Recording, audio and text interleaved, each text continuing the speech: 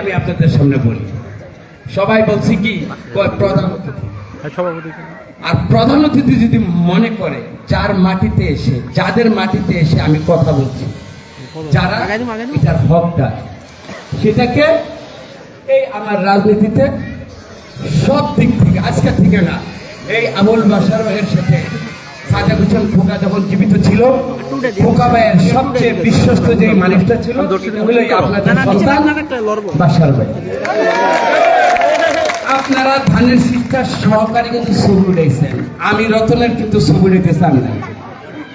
এই ধানের শীষটা আজকে বাশার ভাইয়ের হাতেও আসতে পারত, কিন্তু দেখেন বাশার ভাইয়ের এই সবর দেখেন, শুকর দেখেন, সেটা কি উনি মহানগরীতে রাজনীতি করছেন খোকা ভাইয়ের সাথে, ডেপুটি মেয়র ছিলেন, এটা অনেক বড় পোস্ট। আর এই ভাইয়ের সাথে আমরা একসাথে জেল কাটছি না ভাই, এক লকআপে এক শিখের মধ্যে ছিলাম।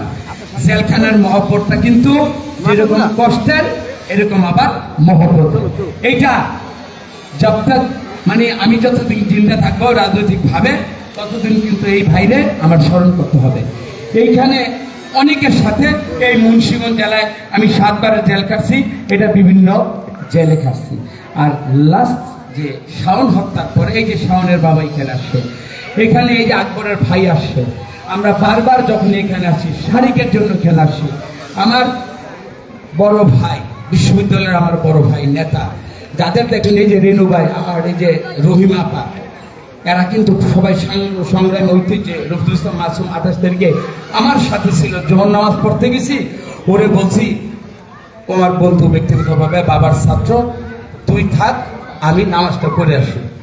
তা আইসার বন্ধু এই চোখটার আস্ত পাই নাই, তখন ওর চক্ষু দিয়ে রক্ত ঝরতেছিল, ও কিন্তু এখন চোখে বা চোখটা ও আর দেখে না। তো এইখানে যারা বসে, আপনারা বসেন, সবাই কিন্তু সংগ্রামী মানুষ, ঠিকই মানুষ। আর এই মীর কাদিমের মাটিটা আমরা যতটুকু জানি হাইওয়ে থাকতে আমরা শুনেছি এই মাটিটা উর্বর মাটি। কেন? এই ধানের শীষের জন্য। যার হাতে দিবে তার হাতের ফলটা, এটা আমার কোনো ক্রেডিট নাই, তারেক রহমান অন্য বিচারে এখানে দিছে, সেইটা আসি আমি পরে। আপনাদের এই মাটির একটা ঐতিহ্য আছে, এই ঐতিহ্যটা হলো ধানের শীষকে যখনই মানুষ ভোট দিতে পারছে, দল মত হিন্দু বৌদ্ধ খ্রিস্টান নির্বিশেষে এই ধানের শীষের প্রতীকটাকে আপনারা বুকে লালন করেন। সুযোগ পাইলে আসলে যদি ভোট হয়, রাইতেরটা দিনে না হয় আর দিনেরটা ভ্যান্ডাইতে না হয়, সেইটার জন্য আপনারা জায়গা মতন সময় মতো কি দিতে হইব আপনাকে এইটার জন্য আর বুঝাইতে হইব। এখন আসেন, সবই তো আমি খোলামেলা কথা, আমি কিন্তু বক্তব্য দিই নাই। দেখেন আমি রাজনীতি করি, আমার পরিবারে কেউ কোনদিন করে না এবং কোনদিন করবে না।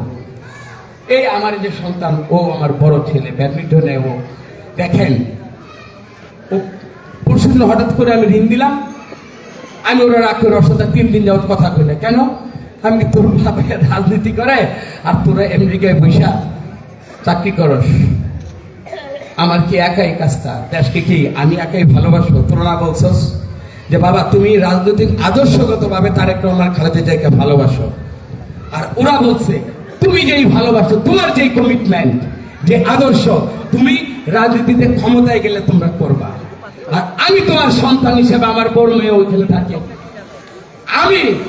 আমরা এই মুন্সিগঞ্জের মানুষের ভালোবাসার যে টান, কয়েকদিন আগে ওর ওয়াইফ বোন সহকারে সবাই আসছিল, ওর চাকরির মালিককে বলছে আমার বাবা জনপ্রতিনিধি হিসাবে একটা এলাকায় ইলেকশন করবে, তুমি আমার চাকরিতে ফায়ার করে দাও। আমার বাবার প্রতিনিধি হিসাবে যেই মানুষরা বাবাকে ভালোবাসে, তারেক রহমান খালেদা জিয়া যে প্রতীকটা তোমার দিছে, আমি যদি একদিন একটা মানুষের হাত দিয়েও যদি আমি ভোটটা তোমাকে দেওয়াইতে পারি, এইটাই আমার বাবার প্রতি।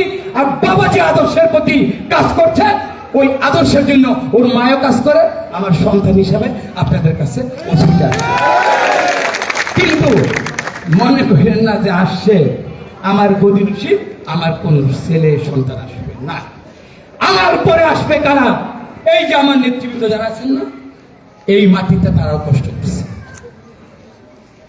আমার পরে আমি এই তো 5টা, এই 5 বছর দেখতে দেখতে চলে যাবো। জেলা কমিটি আগামীতে দেখবেন ইনশাআল্লাহ তারেক রহমান আপনাদের মাঝে শিক্ষিত, সৎ, যারা জেল খাইটা মানুষের কষ্টকে বুকে লালন করছে, যারা আগামীতে সৎ মানুষ হিসাবে, ভালো মানুষ হিসাবে হাইটা গেলে কইব ওই দেখো তারেক রহমানের সৈনিক, সে একজন সৎ যোদ্ধা, এমন চরিত্রের মানুষ যাকে দেখলে আরো 5টা লোক, আরো 10টা লোক এই জাতীয়তাবাদী দলে আসবে। শুধু ভোটের সময় ভোট দিও ভাই, ভোট দিও, সিল মারো ভাই, সিল মারো, ধানের শীষে সিল মারো না। আমার যে দায়িত্বটা হবে এখন, আমার দায়িত্বের কষ্টে আমি তারেক রহমান একটা বিশ্বাসের উপর আমাকে এটা দিচ্ছে। আমার কাজ শেষ না, আমার কাজটা শুরু কবে থেকে? আল্লাহ যদি আপনাদেরকে দিয়ে, আপনাদের বিবেকের রায় নিয়ে যদি এই ধানের শীষের প্রতিনিধি এই মুন্সিগঞ্জ 3 আসনে জয়লাভ করে এবং পরবর্তীতে বিএনপি যদি ইনশাআল্লাহ ক্ষমতা আসে, তারপরের মুহূর্ত থেকে প্রতিটি কথা, প্রতিটি কাজ রাব্বে কারিমের কাছে, আপনাদের কাছে শপথ কথা বলি, আপনারা প্রতিটি আমার কথার জন্য, আমার কাজের জন্য জবাবদিহিতা, এই মুরব্বী আপনাদের কাছে বলে যাই, আমার প্রতিটি কাজের জবাবদিহিতা ইনশাআল্লাহ আপনাদের জন্য আমি করব, এটাই আমার ওয়াদা। এবং এই বাসার বেড়ে জানি আমানুল্লাহ আমানরা অনেক বড় নেতা। আমানরা কিভাবে পাশের, ওনারে তো পাশে তো এই জিনজিরা, ক্যানিগঞ্জ কিভাবে কাজ করছে বাসার ভাই। একটা ছাত্র নেতার অনেক প্রায়োরিটি থাকে। আপনারা অনেকদিন সময় লাগবে মনে করেন ওইনে যাইতে, আর সকাল বিকাল যেহেতু বেগম জিয়ার দাঁড়ানো ছিলাম, মানে সিএসএফ 1 নম্বর গাড়িটা ইনশাল্লাহ আমার ছিল, তো আমার তারেক রহমানের কাছে যাইতে, এটা আর আজকে মির্কা জীবত আমার ওই শহীদ পরিবারের শাওনের বাবা আসছে, আকবরের শারিকের বাবা আসছে, ওরা আপনার সাথে একটু সালাম বিনিময় করবে, দোয়া করবেন, এটা যেন আমি তাৎক্ষণিক এই ব্যবস্থাটা করতে পারি। আল্লাহ সেই সুযোগটা আমাকে রাখছে। কাজ, আপনাদের যে কাজগুলো, হ্যাঁ ডিউ লেটার লাগবে, এই লাগবে, সেই লাগবে, তখন আমি একটা ফেস দিয়ে ধরুন, সেটা কি জানেন আমার দিছেন কেন ঘুরে কমতে কই ঠিক ছিলাম কোন হারে, রতন তোমার এখন দিয়া তো আমি ঠিক গেছি, কেন তোমারে দিলাম 5 টাকা বরাদ্দ, তুমি আবার 10 টাকা চাও কেন, তখন আমি কমু দিছিলেন আমারে, ঠেকছেন এখন আপনি কেন? আমার প্রথম ছাত্র নেতা হিসাবে মানুষ আমার দেখছে, অনেক আশা করি, আমি অনেক বড় বড় কথা কইছি, কার জোরে কইছি, আল্লাহ তাআলার কাছে দোয়া করছে আমার মানুষগুলা। আপনি বেগম খালেদা জিয়ার ব্যস্ত নসিবের জন্য যেমন দোয়া করছেন, জানা যায় গেছেন, তেমনি আপনি প্রধানমন্ত্রী হওয়ার জন্য আমার এই মুন্সিগঞ্জের মানুষগুলা বুক ভরে আপনার জন্য দোয়া করছে। এখন প্রতিনিধিত্ব আপনার তো পায় না, আমার তো পায়, আমি যেমন ঘুম বাম দিয়া কেন, এটা আমার পকেট ভরার জন্য আমি বলছি, 1 ইঞ্চি 1 রত্তি কণা সেটা আপনাদের, আর 1 রত্তি হক আমার পকেটে যায়, ওটা আমার জন্য হারাম, কোনদিন আপনারা আমার মাফ করবেন না। আমার জিম্মাদারি আপনাদের কাজের মধ্যে দিয়ে, আপনাদের শান্তি প্রতিষ্ঠার মাধ্যমে, আপনারা কোন বালির কোন কাছে যাবেন না, অবৈধ, অবৈধ বলছে, যেটা নিয়মের মধ্যে যদি ব্যবসা থাকে সরকারি ভাবে আপনারা করে রাখান, নজর দেব না। কিন্তু কোন মা বোনের হাহাকার যদি আমার কানে আসে, বাবারে আমার জানের উপর দেয়া ওই কোদালে কোপটা দিতে হইব, কোন মাদকের ধারে কাছে যাইবে না।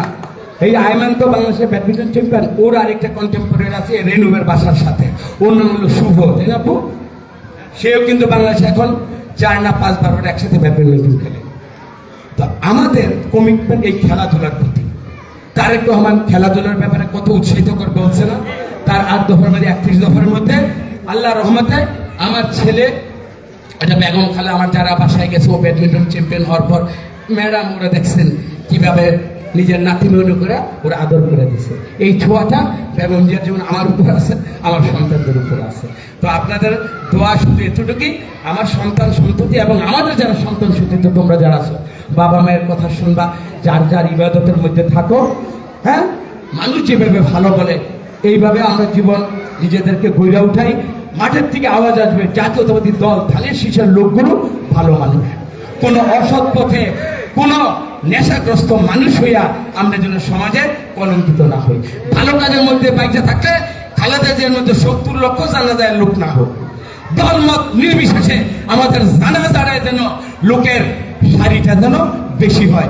এইভাবে আমরা চিন্তা করে সমাজ সেবা করি, রাষ্ট্র সেবা করি, সেটা যাই করি। আর পরস্পর আরেকটা ব্যাপার ভাইয়া, আপনারা কখনো আদর্শের বাইরে আপনারা কখনো যাবেন না। যে আদর্শের কথা আমি সারা জীবন বলে আসছি, এই মসজিদ ইবাদতের জায়গা।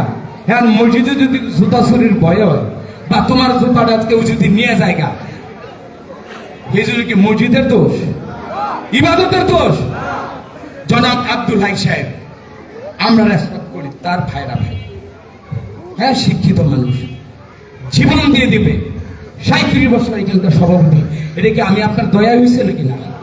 হ্যাঁ, ওনার কিন্তু কন্ট্রিবিউশন আছে, ওনার অবস্থান, ওনার মাটির মধ্যে কিন্তু ওনার ঐতিহ্যকে উনি লালন করে। সেটা সবার কিন্তু কেন্দ্রের মধ্যে ধানের শীষ। এই ধানের শীষের লালন করে বুকে লালন করলেই উনিও ইজ্জত পাবে, রহিমা ইজ্জত পাবে, বাসার ভাই ইজ্জত নিয়ে সমাজে বাঁচবে। আমারও আপনাকে দোয়ায় ইজ্জতের, আমিও কাঙ্গাল। এই ইজ্জতকে আমাকে বুকে ধারণ করতে হবে। আমরা সবাই মিলে একটা পরিবার, সবাই আমরা বিবেকের শাসনে শাসিত হব। কোন আবেগ দ্বারা ব্যক্তির জন্য ব্যক্তির পূজারী আর ব্যক্তিকে ভালোবাসা, ব্যক্তিকে মাইনা ওই কোটারি কিছু কালো অধ্যায় যেটা সমাজে প্রকাশ করা যায় না, যেই টাকা বা গুটি কয়েক মানুষ উপকৃত হবে, এইটা কোনো ব্যক্তির আদর্শ হতে পারে না। আর কোন ওই আদর্শের প্রতীকের মধ্যে আপনারা ইনশাল্লাহ যাবেন না, এতটুকু বিশ্বাস আছে। সবাইকে আবার, এবং আপনারা মা বোন এখানে কয়জন আসছে? ভর্তি এই কয়জন পর্দার আল্লাহ অনেক শুনলেন, আপনাদের বন্ধু বান্ধব আত্মীয় স্বজন আসছে বাইরে। আমি খুব সময় করে পাচ্ছি, 25 দিন পরে 237-এর মধ্যে মুন্সিগঞ্জের এই 3 আসনটা ঢুকে নেয়। সবাই তো দোলা চলেছিলাম, তারপরে পাইছি। তারপর 10 দিন আমার পোড়াইছে, জ্বালাইছে, মহাসচিবদের পোড়াইছে, জ্বালাইছে। আলহামদুলিল্লাহ, ওই ভাইদের প্রতি আমাদের কোনো ক্ষোভ নাই, কারণ মানুষ তো ভুল করে, মানুষ ভুল করে। আমরা ওই ভাইদেরকে আমন্ত্রণ জানাই, বাবারে ইহদিনাস সিরাতাল মুস্তাকিমের পথে চলে আসো। সেটা কি? ধানের শীষের পথে চলে আসো, তারেক রহমানের নির্দেশনার পথে চলে আসো। খালেদা জিয়ার ওই মর্মস্পর্শী আবেগী যে জানাজা, ওই জানাজাকে তোমরা বুকে ধারণ করো। এইটাই হবে আমার আদর্শ। আল্লাহ হাফেজ সবাইকে, আবার আসসালামু আলাইকুম।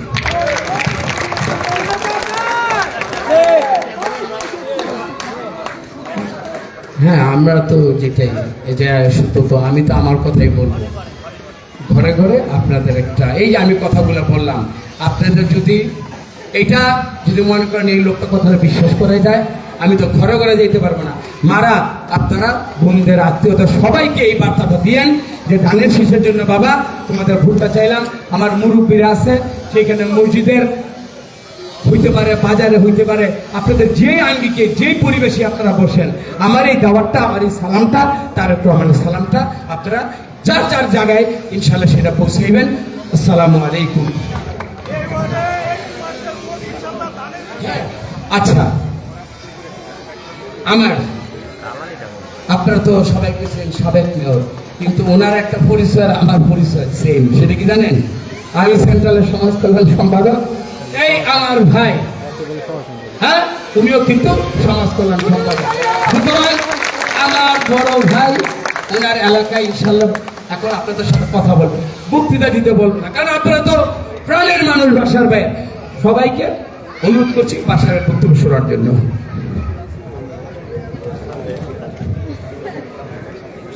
বিসমিল্লাহির রহমানির রহিম। আজকে আমাদের বহু প্রতীক্ষিত যে নির্বাচন, আগামী 12 তারিখ যে নির্বাচন, সেই নির্বাচনকে কেন্দ্র করে সারা দেশের ধারাবাহিকতায় আজকে মুন্সিগঞ্জ 3 আসনে আমাদের ধানের শীষের প্রার্থী তিনি আমাদের মাঝে উপস্থিত হয়েছেন। আর এই অনুষ্ঠানে আমাদের মধ্যমণি, যাকে কেন্দ্র করে আমরা একত্রিত হয়েছি, উপস্থিত এই মিরিকাদিন পৌরসভার নেতৃবৃন্দ, মুন্সিগঞ্জ জেলা বিএনপির নেতৃবৃন্দ, আমার গ্রামবাসী, সম্মানিত ভাই বোন, আসসালামু আলাইকুম। ব্যক্তিগতভাবে আমি অসুস্থ, আমার গলার এইভাবেই প্রায় যখন এই সমস্যা হয় প্রায় 4 দিন 5 দিন 6 দিন আমাকে একটু রেস্ট থাকতে হয়, তাহলে আবার ঠিক হয়ে যায়। যাই হোক, যে কথাটা বলতেছিলাম, আজকে যাকে নিয়ে আজকের অনুষ্ঠান, তার সম্পর্কে এখানে অনেক বক্তা বলেছেন, উনি নিজেই বলেছেন, রতন নিজেই বলেছেন আমার পরিচয়। আপনারা অনেকে বলছেন যে তার এলাকায় পরিচিতি নাই, তারা চিনে না, কিন্তু আমি আপনাদের উদ্দেশ্যে বলতে চাই, কামরুজ্জামান রতন আজকে আমাদের এই এলাকার মানুষের কাছে নতুন হতে পারে, কিন্তু সারা বাংলাদেশের মানুষ কামরুজ্জামান রতনকে চিনে। বাংলাদেশ বিএনপি প্রতিষ্ঠা লগ্নে স্বৈরাচার এরশাদ বিরোধী আন্দোলনের শেষ পর্যায়ে এই ছাত্ররাই, ঢাকা ইউনিভার্সিটির ছাত্ররাই জাতীয়তাবাদীর ব্যাকগার্ড হিসাবে ধানের শীষে আজকে সারা বাংলাদেশে এই ছাত্রদল 1991 যে নির্বাচন, সে নির্বাচনে আমরা যারা বিএনপি করেছিলাম, আমরা ভাবি নাই যে বিএনপি ক্ষমতায় আসবে, কিন্তু আমাদের এই